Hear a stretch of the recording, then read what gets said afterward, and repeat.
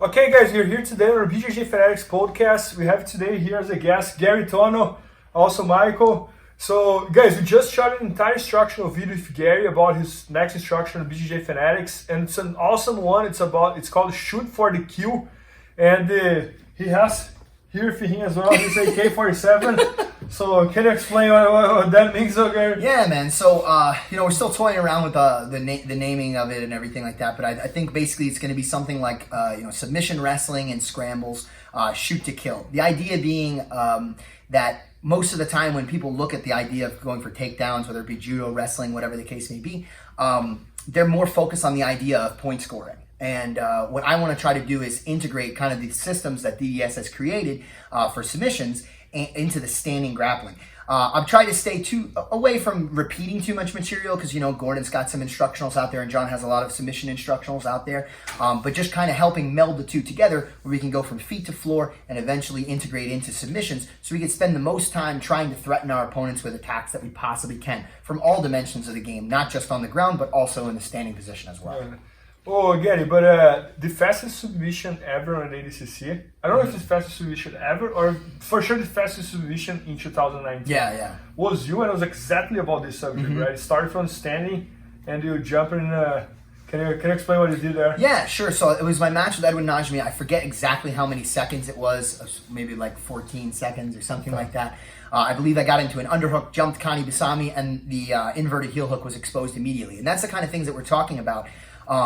Is it always going to happen that you're going to finish your matches in 14 seconds if you watch my DVDs? I hope. Probably not. But it will give you more opportunities to submit your opponents right after the takedowns.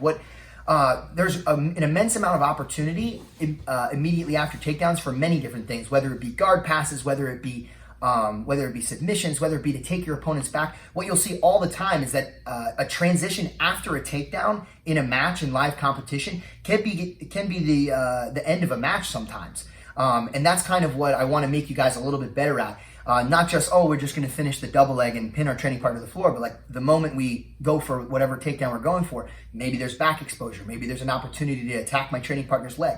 Maybe there's an opportunity to move to guillotines. And we're just going to try to smooth that transition as much as possible so you guys can go on the attack right away after your takedowns. Got it. And I even saw that sometimes it's not even from the takedown. It's like just from the underhook. You're standing, you get the underhook, and then you have a submission from there. Yeah. And many times when someone attacks the takedown on you as well, right? Mm-hmm. You counter with a submission. So yeah, I did the one defensive DVD, the Exit the System, where I just focused on defense to submissions and then re-attacking. In this DVD, I kind of mixed and matched. I didn't do just defense. I didn't do just offense. You're going to see a little bit of both. So you're going to get some of that. If you really liked Exit the System and you liked some of the defensive tactics, you're going to get some of that in this DVD as well, but now a little bit more offense on my end, which will be interesting to see, I think, for guys that haven't got to see that from me yet.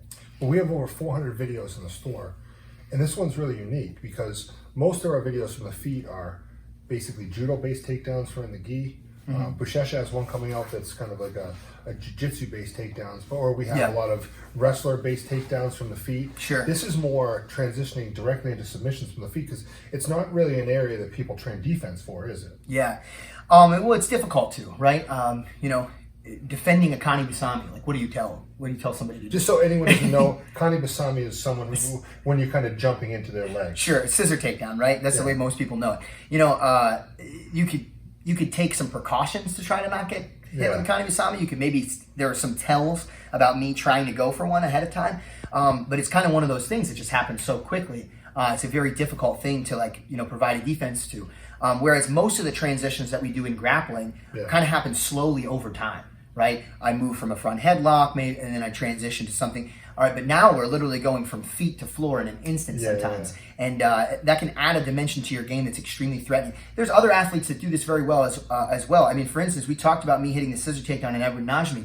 Part of the reason that I think that happened is because he's excellent at flying triangles. He's a guy that does this in the gi all the time. Jumps in, attacks people with these flying triangles, and in an instant, it changes the match. I actually think he may have been trying to do that to me when I got to go to my Kani Bisami. So he's like, oh man, really? Like I thought we were gonna have like a tough match. We were gonna go back and forth. I'm like, listen, Edwin. I was like, if I didn't do what I did, I'm pretty sure I would have got flying triangle.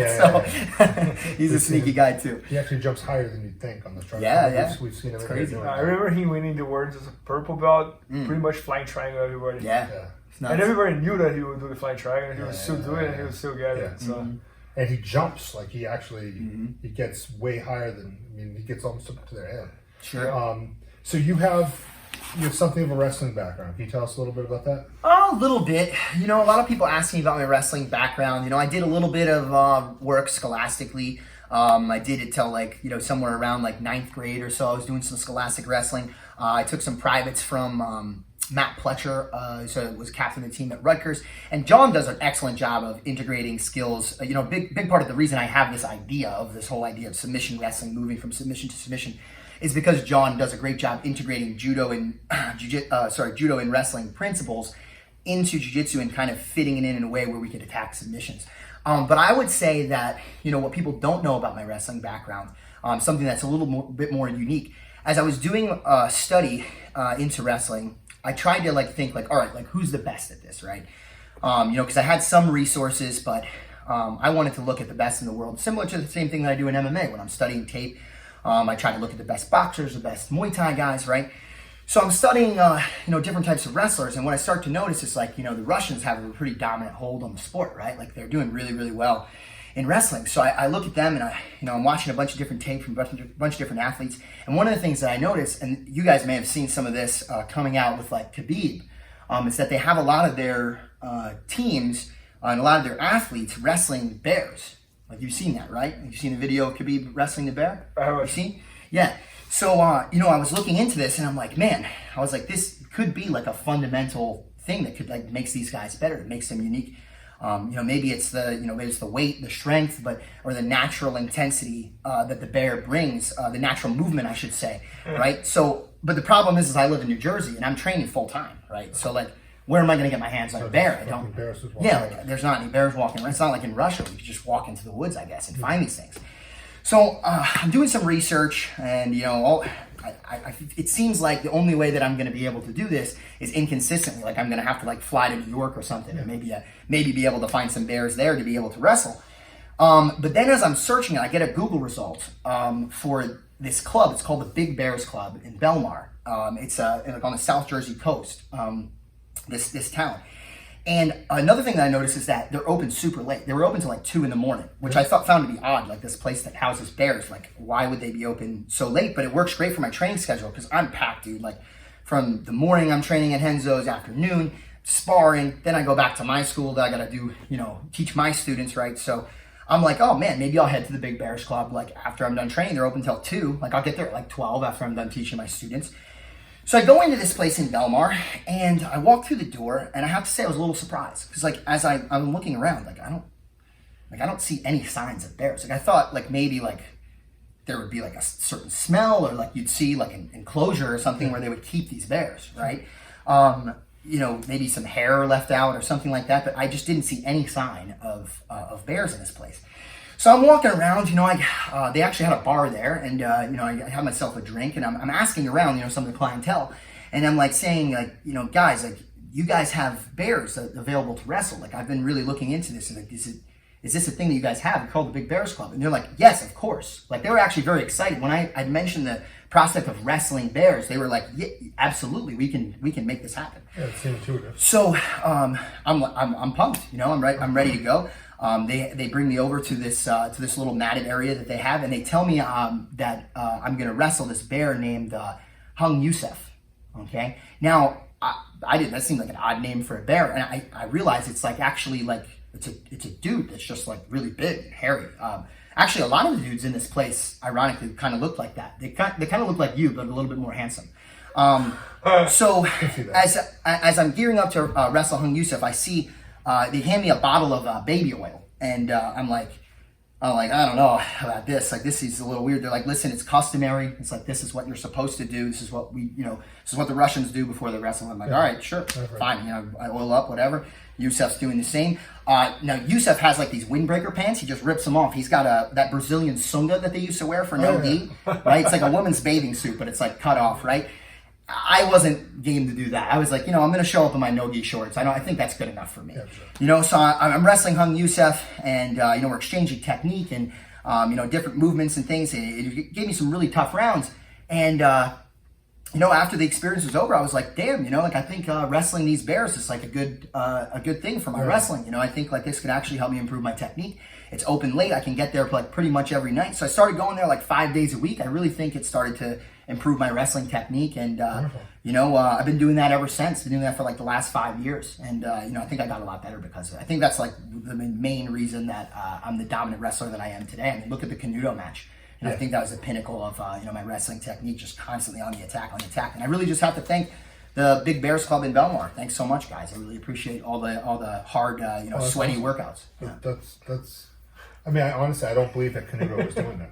Yeah, no, exactly. This is something nobody else, I think, was putting that level, work in. Like, this much of an advantage is a big thing. Yeah.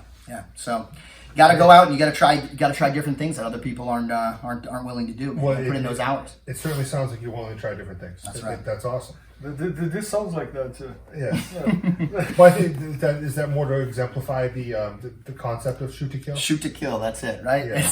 It's the metaphor that's no longer a metaphor. Yes. It kind of reminds us of the Bin Laden Peter Bergen interview. We have to go there and he's going to be online. This is getting torn down from YouTube immediately. Yeah, for sure. All right, so talk about some of your other matches. So why is it that your matches tend to be so exciting from the feet? What's the difference between your philosophy and everyone else's? Yeah, well, I think in general people tend to neglect the standing position, as a whole in jiu-jitsu because we have the ability to kind of sit to guard, right? So they look at a match and they go, well, what's essential to make me a world champion? What's essential to make me the best in the world? And they look at the standing position and they go, well, there's some guys that can do that, but is it essential? Like, is it something that I absolutely need? And I think the answer for a lot of people is no. Now, I had always had ambition to do more than, maybe just jiu-jitsu. I had ambition to potentially doing MMA. And so I always looked at like the standing position as a necessity. And even without doing MMA, like I always like looked at jiu-jitsu and I'm like, I really want to be able to defend myself in a fight. And I had always looked at a fight like, well, I mean, if I'm going to do that, like I'm going to do a martial art all day that's on the ground, right? Yeah. And it's like, well, how do I get it there? Like if I don't have effective tools to get somebody to the ground, I'm kind of going to be, lost in a fight. What am I going to do? Just like lay on my back and be like, come into my guard. You know what I mean? Yeah. So I kind of, from a pride perspective, like I always wanted to be very good in the standing position. So I always wanted to just be able to have that, to be able to have an attacking style from anywhere. And I think that that's part of what makes my game so exciting. Yeah. Because I'm able to be in a bottom position, spring to my feet, and then make something happen. I think sometimes even watching some of my other teammates grapple that are, in their development phase, I'm seeing them do like a lot of work on the ground and they're playing from their guard. And there's opportunities for these guys to just heist up, go into a single leg transition to make some action happen. Because a lot of times you see these guys playing guard, people just pull and run away. Well, now if you have this dynamic style where you can threaten somebody on the feet, it's like, oh, you want to pull and run away? Well, I'm going to follow you up to the feet. I'm going to double leg you into the bleachers. Yeah. You know what I mean? And then what are you going to do? Right? If I can't do that, if I don't train that, if I don't get good at that, then I'm one-dimensional. Now it's like, all right, well, if you don't get into my guard and I can't make something happen there, I don't have any other options. I always, personally, I'm big on having options. Like, I have my favorite moves, don't get me wrong, but I want to be able to pursue you in a match anywhere you bring it. Whether you bring it in a standing position, whether you bring it into the guard, whether you try to attack whatever, I want to have an answer for you. Because a lot of times you see, like, there have been some famous matches where one person deliberately won't engage, but then the question is asked, well, why didn't the person on the bottom just force the action? Exactly, right? I look at that as kind of a mutual thing. Yeah. I definitely look at it as a mutual thing. I think that very, very rarely do you not have any opportunity, right, to be able to find some way to engage their training partner, even if they're being disengaging. It does make it difficult. It is frustrating, especially for somebody who's watching. No, nobody wants to watch that. But that's me, man. If something's not working in one area, I'm going to try to get it happening somewhere else. I want the action. I think they can say that if you watch you in practice, you watch you under the lights, or even on the streets of Busan, you're gonna force. That's a whole other story. Well, yeah, you're gonna force the action. Story for another podcast. It's that simple. But yeah. Okay, and for example, nowadays, like there are a ton of shows going on everywhere from jiu-jitsu, and all they want to see is like your style. The guy who goes there and tries everything, goes for the kill or nothing. So. How often you get invited for these shows? Might be like every single week you might have. Yeah, I mean, man, everybody wants me to be doing submission grappling. It's very difficult for me because I'm trying to have an MMA career. There was a period of time where fights weren't lining up as fast as I wanted them to, so it gave me some opportunity to do some grappling matches. But yeah, man, I'm getting messages every day about different guys that want me to have matches, and I'm willing to do it when I have the time, aside from MMA, because I love grappling, I really do. But it's at this point, it's like if I'm going to take anything, because it's always going to take away from MMA on some level. If I'm going to take these matches, it's got to be something like meaningful. It's got to be something that helps build my brand, something that maybe people see as a big step up or a big challenge for me. Because I've had a long grappling career, man. Like it's really now when I have matches, I think it should mean something, especially because my main focus is mixed martial arts. So yeah. Got it. And I already asked you this question, but not in the podcast. So when is your next match? Anything scheduled? What's coming up?